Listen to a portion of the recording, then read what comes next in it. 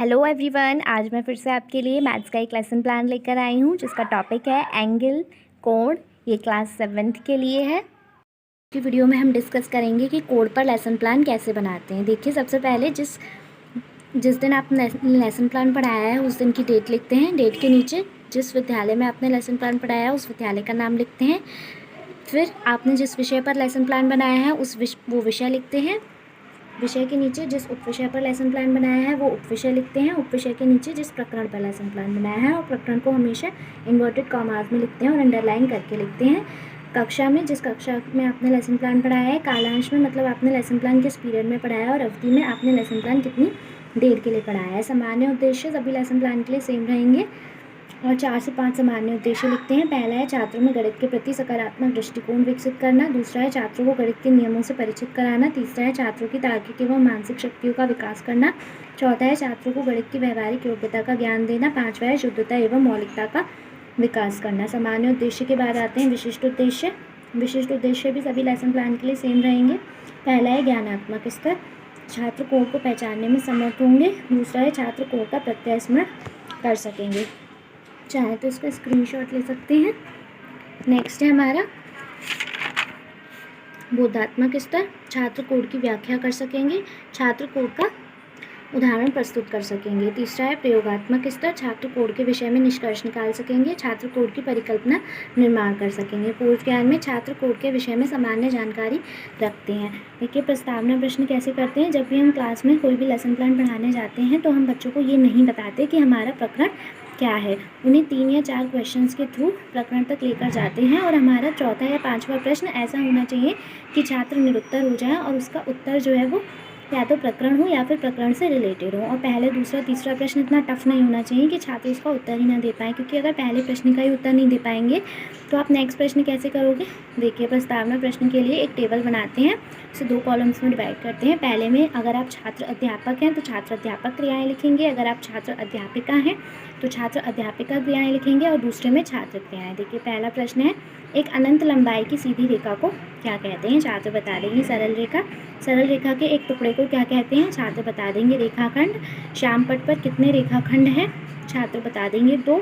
2 रेखाखंडों का प्रारंभिक बिंदु समान होने पर क्या बनेगा। ये समस्यात्मक प्रश्न हो जाएगा। उद्देश्य कथन में छात्रों, आज हम कोड के विषय में विस्तार पूर्वक अध्ययन करेंगे। देखिए, उद्देश्य कथन में जो प्रकरण आता है उसे भी इन्वर्टेड कॉमास में लिखते हैं और अंडरलाइन करके लिखते हैं। सहायक सामग्री में आपने किसकी सहायता से पढ़ाया है, इसमें आ जाएगा आवश्यक कक्षा उपयोगी उपकरण आदि। फिर जिसके स्क्रीनशॉट ले लीजिए। नेक्स्ट है हमारा प्रस्तुतिकरण। देखिए, प्रस्तुतिकरण जो है उसमें एक टेबल बना लेते हैं, उसे 7 कॉलम्स में डिवाइड कर लेते हैं। पहले में लिखते हैं शिक्षण बिंदु, दूसरे में उद्देश्य जो अपेक्षित व्यवहार परिवर्तन करना है, तीसरे में छात्र अध्यापिका क्रियाएं, अगर आप छात्र अध्यापक हैं तो लिखेंगे छात्र अध्यापक क्रियाएं, चौथे में छात्र क्रियाएं, 5वें में शिक्षण सहायक सामग्री / विधि, 6ठे में मूल्यांकन प्रश्न और 7वें में श्यामपट्ट कार्य। पहला शिक्षण बिंदु है कोण। छात्र कोण के विषय में जान सकेंगे। स्पष्टीकरण में कोण एक ऐसी आकृति है जो एक ही प्रारंभिक बिंदु वाली 2 किरणों या 2 रेखाखंडों से बनती है। उभयनिष्ठ प्रारंभिक बिंदु कोण का शीर्ष कहलाता है। कोण को बनाने वाली 2 किरणें कोण की भुजाएं कहलाती हैं। कोण को मापने की इकाई डिग्री है। इसे इस चिन्ह द्वारा प्रदर्शित किया जाता है। छात्र क्रियाएं में छात्र ध्यानपूर्वक देखते व सुनते हैं।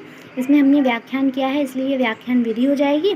श्यामपट्ट कार्य में ये इसका स्क्रीनशॉट ले लीजिए और देखिए, जहाँ स्पष्टीकरण ख़त्म होता है उससे नेक्स्ट लाइन में हम 2 मूल्यांकन प्रश्न करेंगे। पहला है हमारा कोण का उभयनिष्ठ प्रारंभिक बिंदु। कोण का उभयनिष्ठ प्रारंभिक बिंदु क्या कहलाता है। देखिए, जहाँ मूल्यांकन प्रश्न खत्म हुआ है उससे नेक्स्ट लाइन में 3 विकासात्मक प्रश्न करते हैं और तीसरा विकासात्मक प्रश्न हमारा नेक्स्ट शिक्षण बिंदु से रिलेटेड होता है। जो हमने नहीं पढ़ाया है अभी तो छात्र उसका उत्तर नहीं दे पाएंगे, छात्र निरुत्तर हो जाएंगे और ये हमने 3 प्रश्न किए हैं इसलिए ये प्रश्नोत्तर विधि हो जाएगी। देखिए, अब हम नेक्स्ट शिक्षण बिंदु है हमारा कोणों के प्रकार। छात्र कोणों के प्रकार के बारे में जान सकेंगे। स्पष्टीकरण में कोण निम्न प्रकार के होते हैं। पहला है शून्य कोण, वह कोण जिसका मान 0 डिग्री होता है। दूसरा है न्यून कोण, वह कोण जिसका मान 0 डिग्री से अधिक तथा 90 डिग्री से कम होता है। तीसरा है समकोण, वह कोण जिसका मान 90 डिग्री होता है। चौथा है अधिक कोण। अधिक कोण वह कोण जिसका मान 90 से कम तथा 180 डिग्री से 90 से अधिक तथा 180 डिग्री से कम होता है। 5वां है ऋजु कोण या सरल कोण वह कोण जिसका मान 180 डिग्री होता है। 6वां है वृहद कोण वह कोण जिसका मान 180 डिग्री से अधिक और 360 से कम होता है। 7वां है पूर्ण कोण, 360 डिग्री के कोण को पूर्ण कोण कहते हैं। छात्र क्रियाएं में छात्र ध्यानपूर्वक देखते व सुनते हैं। विधि हमारी व्याख्यान विधि हो जाएगी। ये देखिए ये शामपट कार्य है और जहाँ हमारा स्पष्टीकरण खत्म हुआ है उससे नेक्स्ट लाइन में एक मूल्यांकन प्रश्न। शून्य कोण किसे कहते हैं?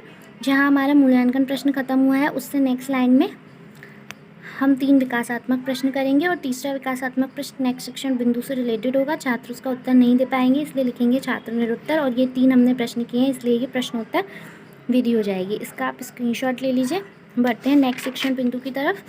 संपूरक कोण एवं पूरक कोण। छात्र संपूरक कोण और पूरक कोण के विषय में जान सकेंगे। स्पष्टीकरण में पूरक कोण है 2 कोणों का योग 90 डिग्री के बराबर हो तो ऐसे कोणों को पूरक कोण कहते हैं। उदाहरण है angle AOB plus angle XYZ is equals to 60 degree plus 30 degree is equals to 90 degree. अतः angle AOB plus angle XYZ पूरक कोण है। संपूरक कोण 2 कोणों का योग 180 डिग्री के बराबर हो तो ऐसे कोणों को संपूरक कोण कहते हैं। उदाहरण है angle TOP plus angle EFG is equals to 130 degree plus 50 degree is equals to 180 degree. अतः angle TOP plus angle EFG संपूरक कोण है। छात्र क्रियाएं में छात्र ध्यानपूर्वक देखते व सुनते हैं। इसमें हमने व्याख्यान किया है इसलिए व्याख्यान विधि हो जाएगी। ये शामपट कार्य है और ये एक मूल्यांकन प्रश्न है। संपूरक कोण किसे कहते हैं? नेक्स्ट है हमारा शामपट कार्य। देखिए ये शामपट कार्य है, इसका आप स्क्रीनशॉट ले लीजिए।